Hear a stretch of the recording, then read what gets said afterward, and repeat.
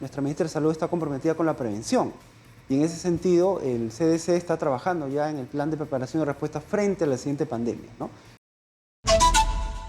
Está en nuestros estudios el director del Centro Nacional de Epidemiología del Ministerio de Salud, el doctor César Munayco. Un gusto tenerlo acá, doctor Munayco. Hemos hablado, no sé, 50 veces por Zoom y por teléfono, y es un gusto tenerlo con nosotros.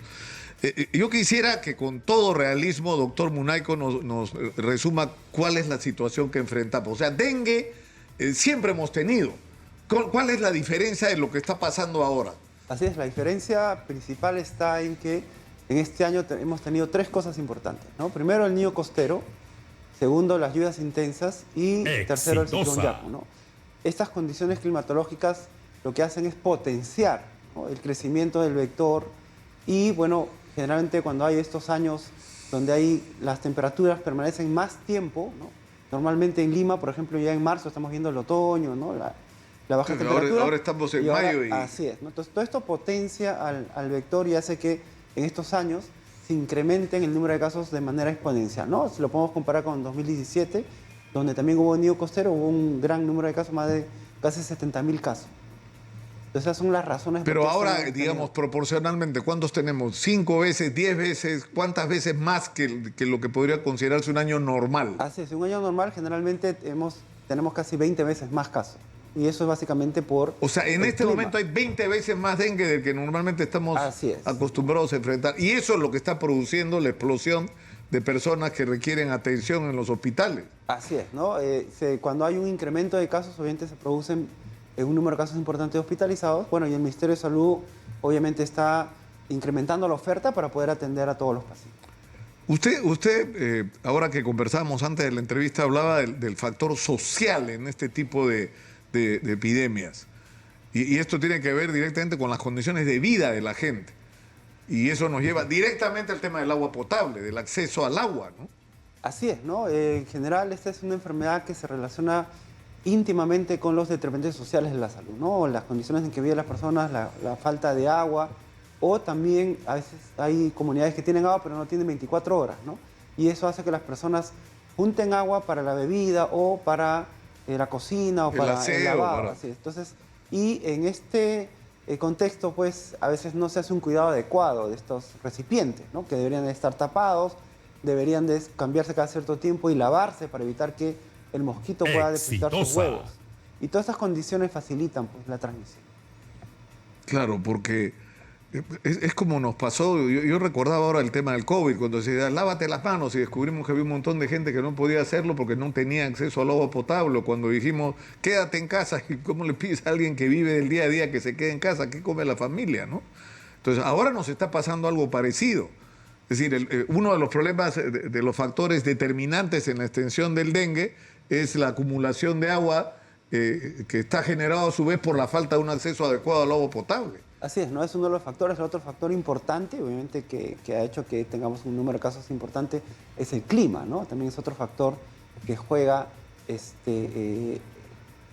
dando las condiciones favorables a que este vector se multiplique. Se reproduzca. Es decir, este clima cálido que se sostiene es el que permite que el mosquito, el zancudo se reproduzca. Ahora, ¿tienen ustedes en este momento un reporte confiable de cuántos casos tenemos y cuántas personas han fallecido por dengue hasta ahora? Sí, así es. Como Ministerio de Salud, siempre buscando la transparencia, en la página web del MINSA o del Centro Nacional de Epidemiología tenemos día a día, ¿no?, cómo va evolucionando esta enfermedad a nivel nacional. Ya tenemos 101.000 casos que se han reportado. 101.000 casos, ¿no? O sea, ya batimos el récord del 2017. Así es, ¿no? Ya se batió el récord. Tenemos actualmente 95 fallecidos confirmados y 30 en investigación. Y bueno, el Ministerio de Salud, en su rol, obviamente, de proteger la salud de la población, está tomando acciones importantes y trabajando con las regiones, con los municipios. También se ha descentralizado más de 58 millones de soles para que realicen las actividades de control, ¿no? Y producto de esa intervención, del trabajo coordinado y también, pues, el trabajo incansable de nuestra señora ministra de Salud, que está yendo región por región, coordinando con todos los gobernadores regionales. Que ya estamos viendo que hay un descenso importante en el número de casos. Ya 7 regiones de la Amazonía están descendiendo desde hace más de 6 semanas, ¿no?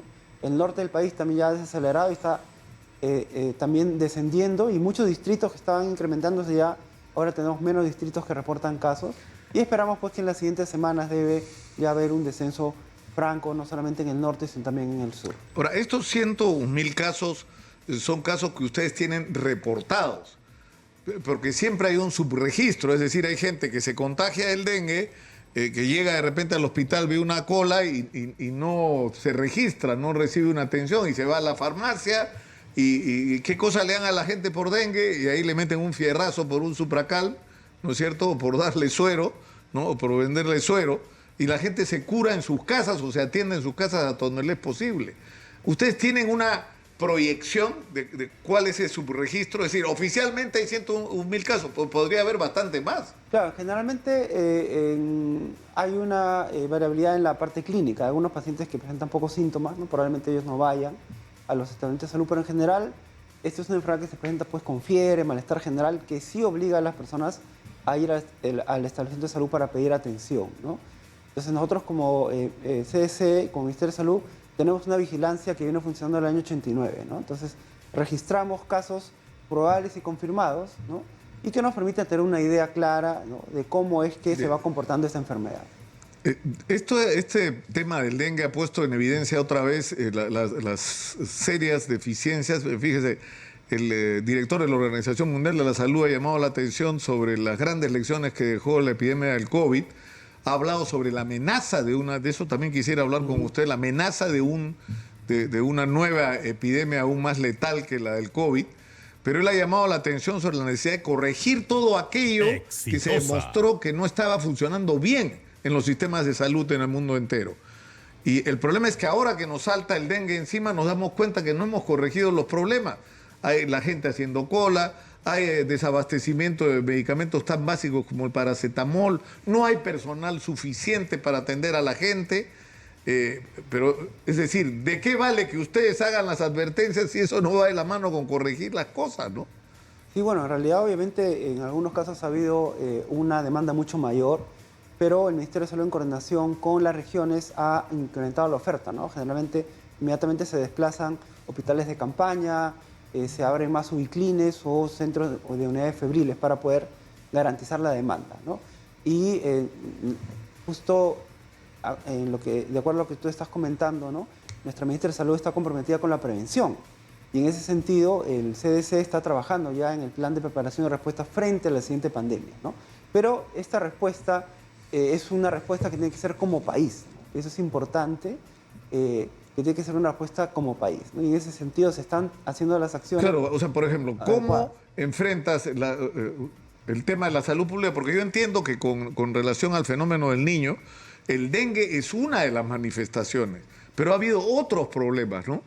Ha habido, es decir, infecciones intestinales, ha habido que tienen una relación directa con la calidad del agua y con el tema de las inundaciones. ¿Esto ha pasado dónde? ¿En Piura, en Tumbes? Así es, por las lluvias intensas hemos tenido incremento de casos de leptospirosis, que bueno, ya ha descendido, ¿no? Ya las lluvias terminaron. También hemos tenido algunos brotes de diarrea, ¿no? Que han sido también controlados y atendidos. Y esto se genera básicamente por estas emergencias que tenemos, que se relacionan con el clima, ¿no? Y que obviamente ponen en riesgo a la población.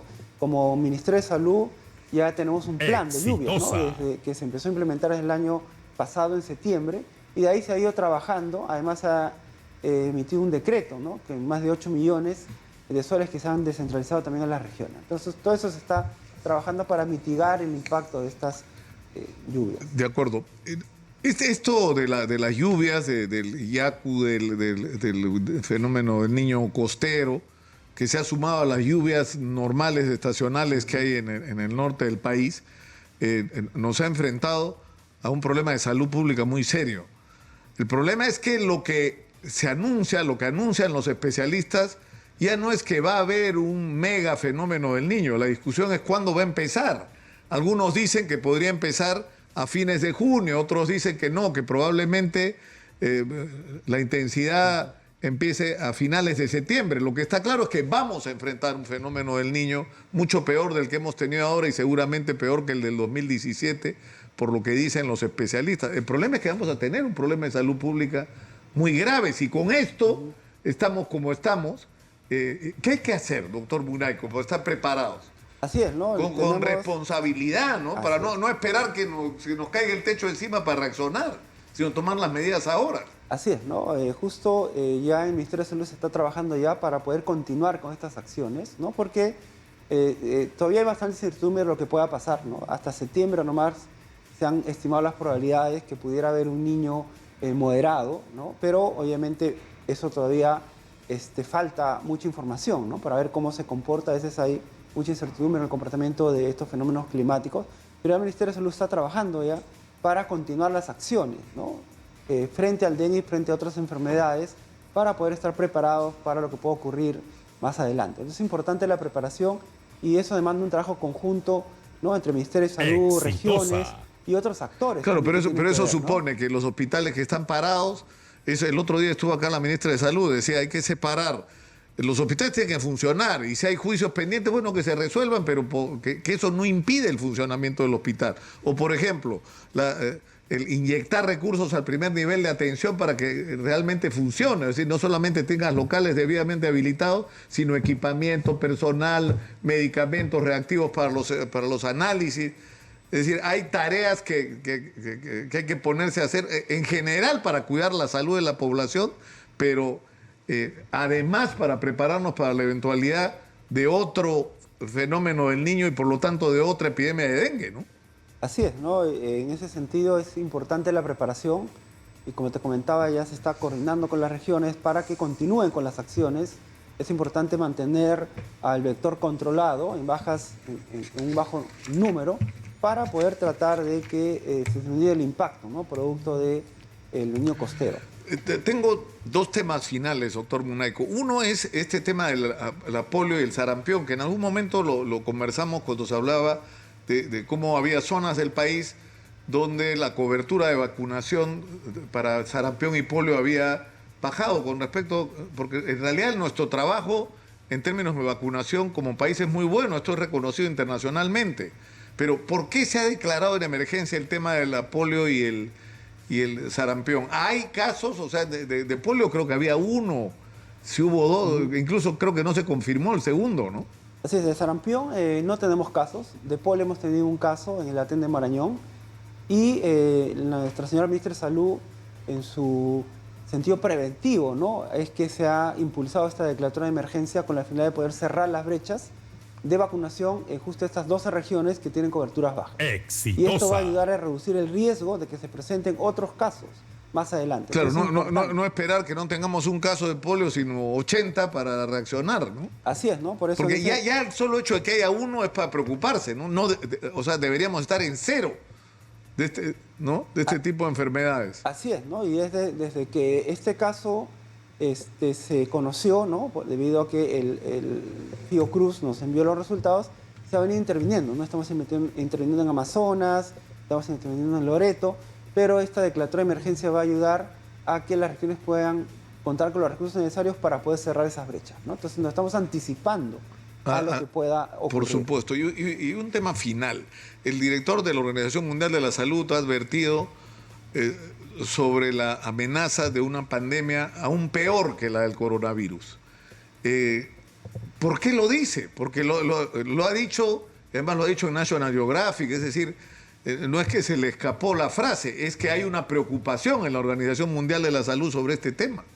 Así es, ¿no? El riesgo de que aparezca otra pandemia es alto. Hay más de 800 virus con potencial pandémico.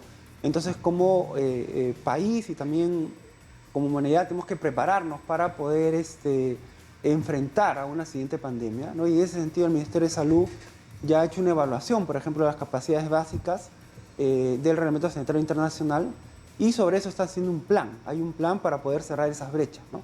Además, se está preparando ya un plan de preparación y respuesta, ¿no? Frente a la siguiente pandemia. O sea, pero de lo que estamos hablando, que usted dice, doctor Munaico, te puedo tutear, ¿no, César? Porque hemos hablado tantas veces que ya a esta altura.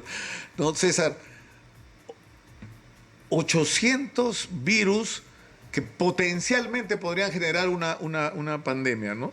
¿Y esto qué significa? Que de repente una mutación de uno de estos virus se convierte en algo así como el coronavirus, ¿no? Que simplemente afecta a millones de personas, ¿no? El reporte que da el director de la Organización Mundial de la Salud, es terrible. Son casi 700 millones de personas contagiadas y casi 7 millones de muertos. Así es, por eso es importante la preparación, ¿no? Obviamente, tomando las lecciones aprendidas de la COVID, tenemos que como país prepararnos mejor para poder enfrentar una siguiente pandemia. Y en ese sentido ya el Ministerio de Salud es el que está trabajando, impulsando, ¿no?, la preparación a nivel de todos los otros sectores. Ahora, uno de los factores claves en esto es el tema de la vacunación, ¿no es cierto? Y la influenza, por ejemplo, es algo, también ha estado circulando mucho. Hay muchos casos de influenza en este momento, ¿no? Hubo un incremento, pero ya tenemos pocos casos, ya se está vacunando. El Ministerio de Salud ya ha desplazado vacunas a todas las regiones, ¿no? Y bueno, ya se está vacunando, ya no tenemos este problema ahora de... Ahora, el problema es que hay en alguna gente, como no sé qué es lo que está pasando. Yo quisiera compartir esto que ha ocurrido, lamentablemente, con un equipo de vacunación de enfermeras que estaban vacunando en un colegio en Cusco. Y fíjese, doctor Munayco, fíjate, César, lo que pasó. Adelante, por favor. Ya, por favor. Retírese acá. No lo dejes más. Ya, retírese. Son cómplices